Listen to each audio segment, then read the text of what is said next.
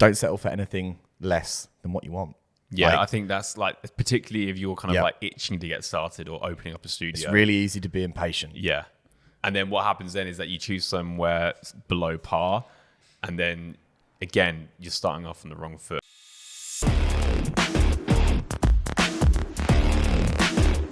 We're going to start with the 5 steps to finding the dream location for your fitness studio.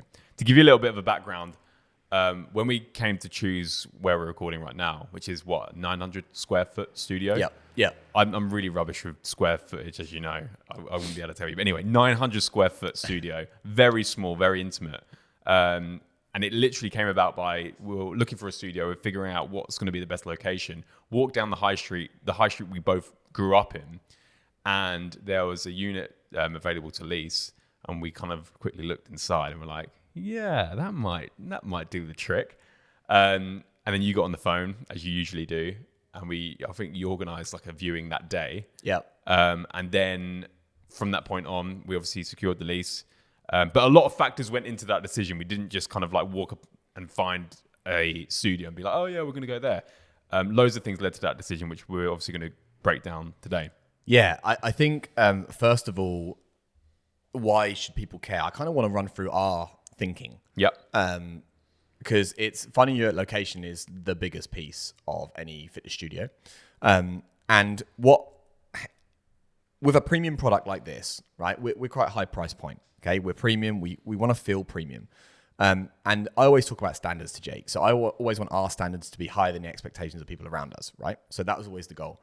And I didn't feel like going into an industrial style unit, which I actually have for my other gym, was necessarily going to be aligned with the price point we wanted to charge.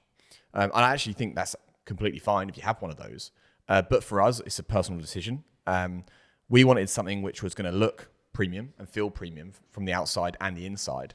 And we also wanted traffic, right? So they're the two biggest things for us. So on a high street location, we actually picked a heavily what's the word for it? A listed building.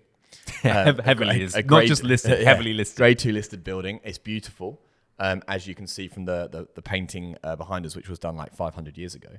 And it feels super premium in here, and that was the goal for us. And it's also on the high street, so we get tons of traffic walking past, driving past, which really suited what we wanted.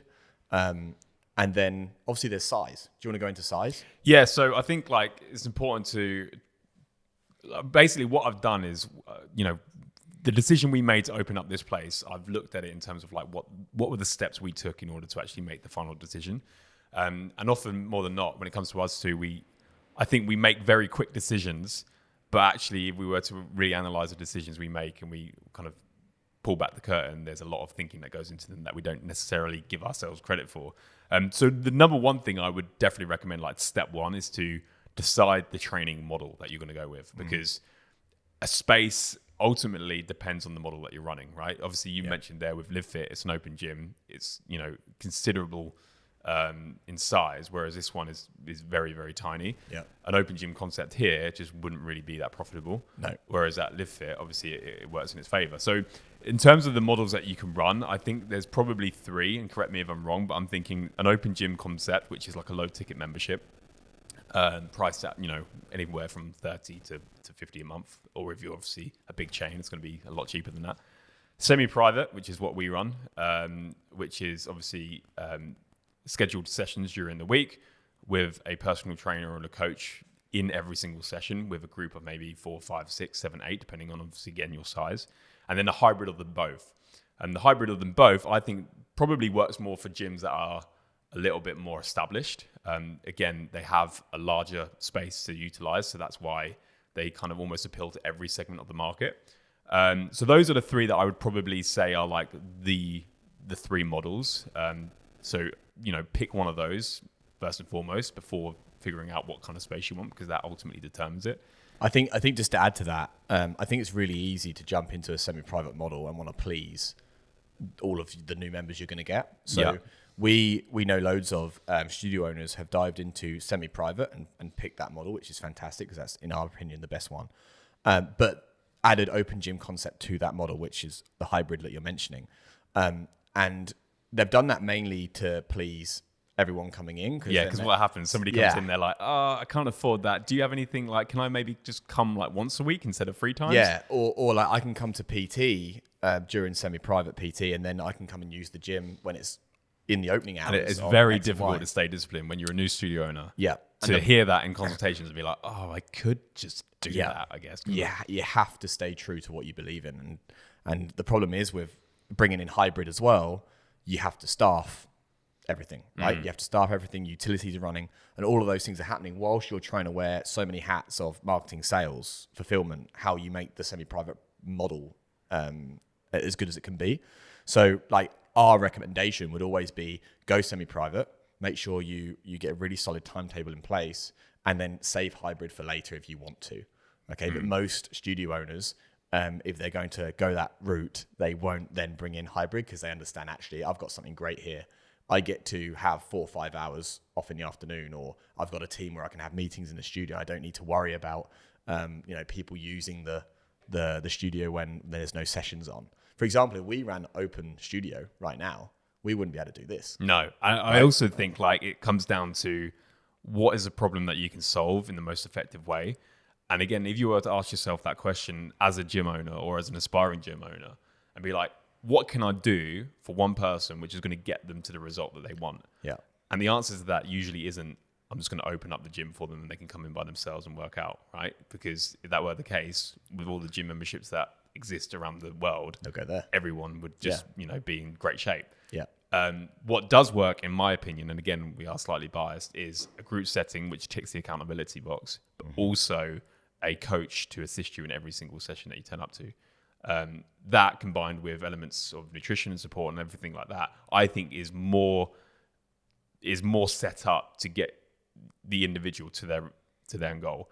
And for that reason, I think you start there, because if you can solve somebody's pain first and foremost, straight off the bat, and you put all your time and attention into that, then it makes sense to kind of tick that box and then appeal to maybe a segment of the market that might not necessarily be able to afford you right now, but can still experience what you offer as a gym, so that one day they're a little bit more prone to signing up. Yeah, that's where we started. I mean, we started, we started at 36 sessions a week. Now we're at 40 sessions a week. Going up again. Yeah, going up again. Probably not going to move it too much from there.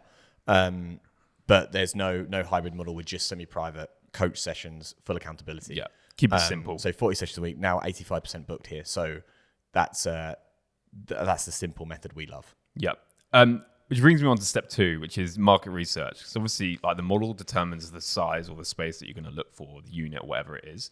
The next thing I would recommend doing is market research, and this is quite a fluffy term. Like, going on a Facebook group and looking to see whether anyone fancies a personal trainer, like, probably isn't the amount of market research you should be doing. You should probably be diving a little bit deeper into that. So the way that we did it is, again, I would always look at where you already know, like, what is the market you already have a deep understanding of. For us, we've lived in and around this hometown since, we were born, effectively. So for us, we know the kind of people that live here. We know that there would be demand for a semi-private studio, because there isn't any, from my knowledge, there isn't one really within the close vicinity. And another thing is like we had proof of concept. Like, you were a personal trainer here for how many years? 10 years. 10 years. Yeah. And you were, oversubscribed, having to turn clients away back in the day.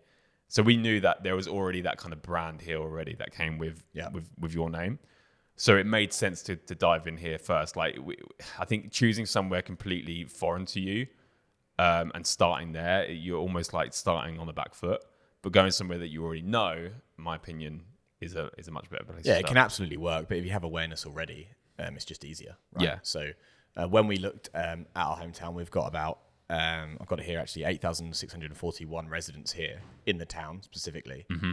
And then we had all of the surrounding villages. So we knew, look, we actually needed 60 members at the time to fill the sessions that we wanted to.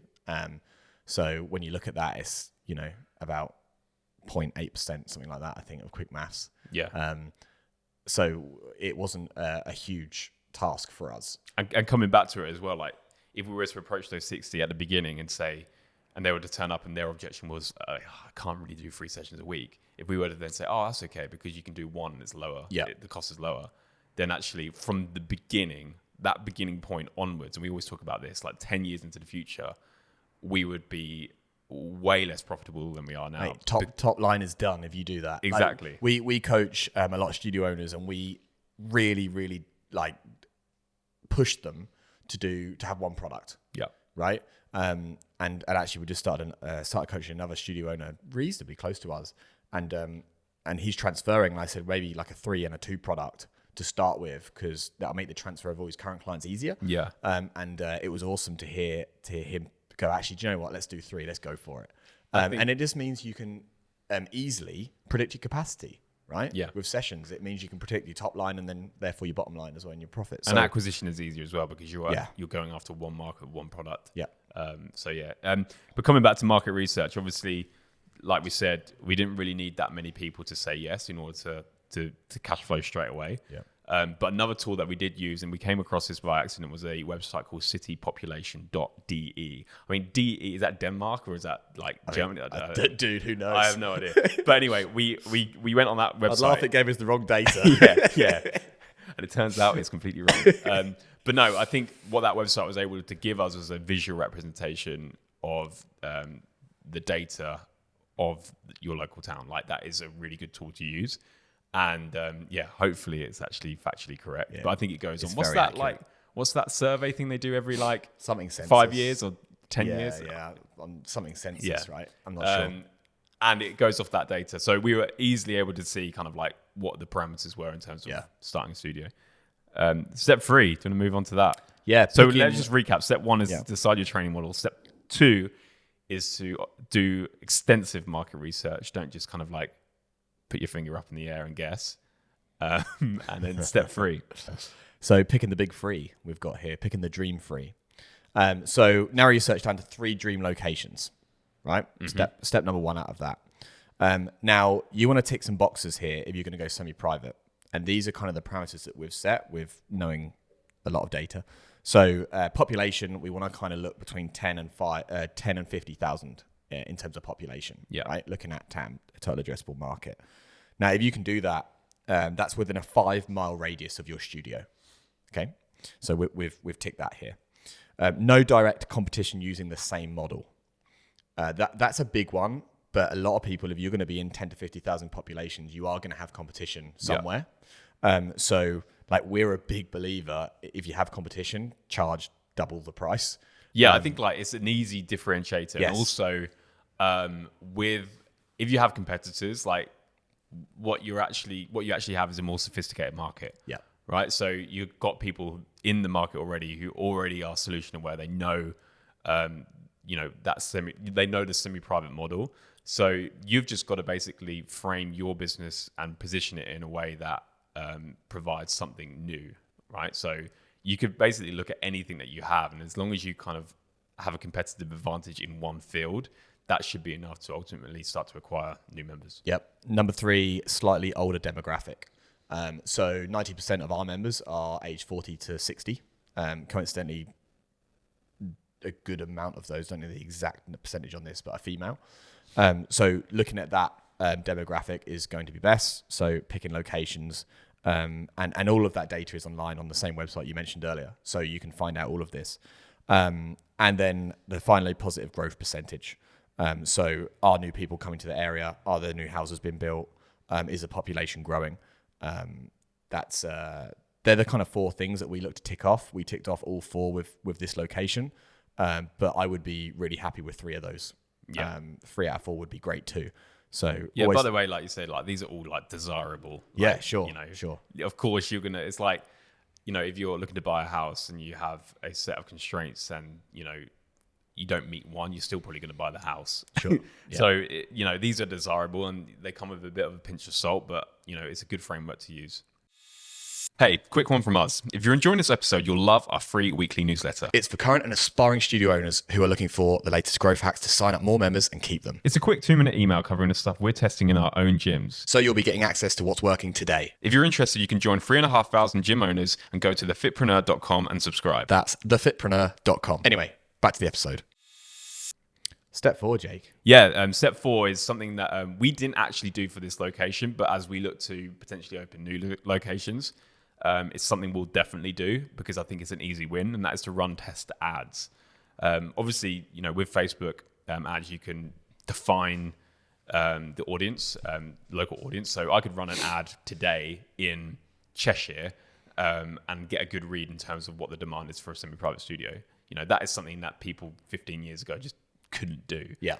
And that's something that every single person can do very easily. So in terms of the ads themselves, to kind of get a little bit tactical here, I would run it to like a 6-week challenge. Obviously, we're biased again with our front end offer. 6 week, it hasn't failed us, despite what the different ads and things that you see telling you should do X and Y. 6 weeks for us up until this point, just that's blown everything else out of the water. We've tested a few, right? Yeah. It's not just been 6 weeks works. We've tested 21 days as well. Yeah, and you can rewrap that 6 week challenge to kind of theme it around different seasons and all that kind of thing. But ultimately, 6 weeks for us at least has shown the level of retention that we're happy with. We tried again, this is probably for another episode, but we tried a 21-day challenge.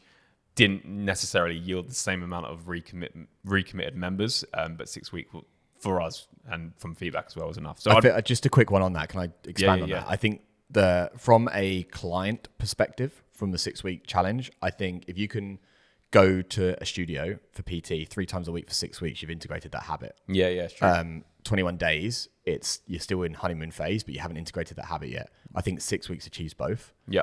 So I think that's why our recommit rate has been so high. Yeah. And the fact that it's a great product. Yeah. Of course. So yeah, I'd run ads to it. That's the offer, 6 week offer. Again, you can read the newsletter to find out kind of what that might actually look like in terms of what the 6 weeks looks like. I'd use the same creative, the same copy, and target each location. And the only thing that you need to change is the name of the place you're calling out, right? Obviously, you can't say, hey, Cheshire, if you're running ads in Plymouth, right? Jake has no idea whether they're close together or not.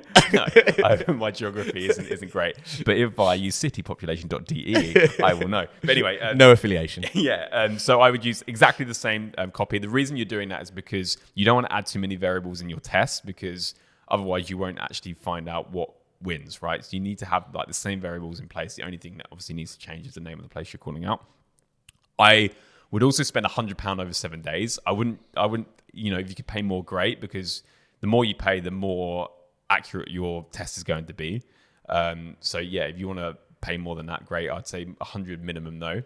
And then what you'll find is that after 7 days, you'll start to see what ad is picking up the most amount of leads, right? And obviously leads is a good tell as to the demand, of the offer.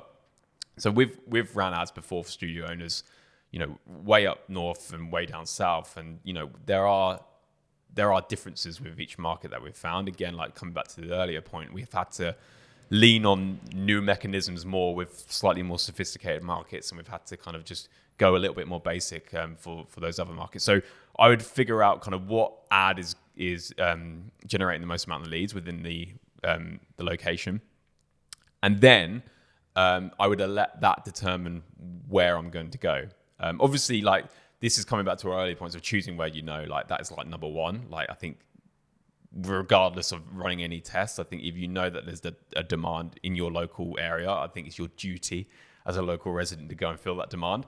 But if you're looking to expand, or if perhaps you can't go in your hometown or whatever, then I would look to run a test like that, see the amount of leads that each ad is creating, and then I would use that to inform my decision.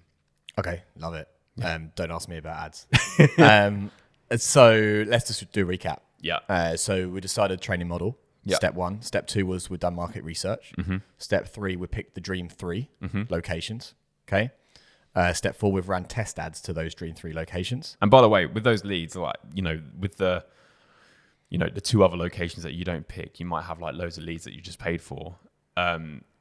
Those aren't a waste either. You're not wasting those leads. There's a couple of things you can do with them. You could either kind of sell those leads to another local personal trainer. That's one option. Another option, which I quite like as well, is particularly if you have some kind of online programming at the moment as a personal trainer. This is for those who are maybe looking to open up a studio and not necessarily looking to expand into new locations. But if you're opening up a new studio and you already have some kind of online programming that you have, particularly with personal trainers who are paying rent in a gym but also operate online, you can actually start to change the offer so that it suits an online program more so. Yeah, 100%. So that brings us on to step 5, the last step, which is choose the winning location. So you've run the test ads. That's going to give you a winner. So Jake, talk to us about what happens next. Yeah, so once you've kind of figured out what location you're going to go with, obviously you now have a winning location. So a couple of things that you do here. This is probably more your field than mine, but I would just be super, super close to finding what's entering the market in terms of units, right? So a couple of places you can go for that. Scrolling Rightmove is obviously the most obvious one. Commercial for rent on Rightmove. Yeah, how many times do you do that per day? I still do it now. I bake it into my day. Scrolling Rightmove is obviously the most obvious one because everyone knows Rightmove as a platform. Yep. But there's loads of commercial websites that you can find properties in for rent and to purchase if you're in that position. You can also partner with local agents, which is quite an easy one. So you can get some off-market deals, which we've done since we bought this one. And now we're looking for others. So that's a really good idea to just make sure you're on their database, that they can call you before anything hits market. Yeah. And the big one is don't settle for anything less than what you want. Yeah, I think that's like, particularly if you're kind of like itching to get started or opening up a studio. It's really easy to be impatient. Yeah. And then what happens then is that you choose somewhere below par. And then again, you're starting off on the wrong foot and you're then having to kind of cover your ass. Yeah, don't switch your model for the location. Oh yeah, that's right. a good one. Pick a location which suits the model that you've picked and rolled out. That's the biggest thing. But a semi-private model, the location should have 4 things in our opinion: 100 square foot of space per person, minimum. That is absolute minimum.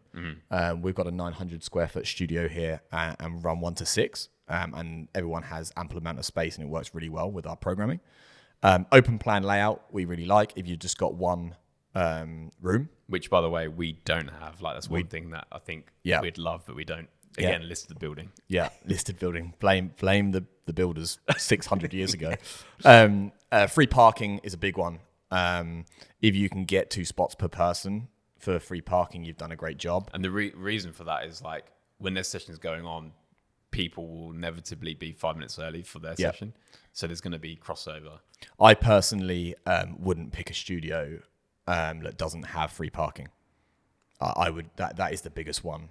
Certainly from my side, I've worked at big gyms before where parking went free to paid and they shut down because people having to pay £2 or £3 every time they come, especially if you're running 3 sessions. It's £6 to £10 a week. Yeah, on top of your membership, which is just too much for a lot of people. Which is a Sky bill. Sky TV bill every month on parking. And have Sky. yeah. And then the 4th one, which we do not have, is changing facilities. So if you can have somewhere where someone can jump in a shower straight afterwards and go to where they need to be next, that is awesome. I don't think that's a deal breaker. It certainly hasn't been for us. I don't think we've really had anybody object to that. No one. As long as you've got a toilet. A good toilet that people can use. Especially with the 40 to 60 demographic. I think you have to have that, obviously. But I think people quite appreciate here, like the in and out of it is like you turn up for the session and then you leave like an hour in and then you get on with your day. It's kind of like people literally just park outside 10 yards away from the front door. Council love us. So you got 4 things there, guys. 100 square foot per person minimum, open plan layout, free parking. Try and get 2 spots per person. If you can get 1 spot, fine. And then change facilities on site as well. So they're the big things when you're choosing a semi-private location for us. Nice. Shall we conclude? Yeah, that was fun. Yeah, well, just to go over it again. So step 1 is to decide your training model. Are you going to go open gym? You're going to go semi-private? You're going to go hybrid of both?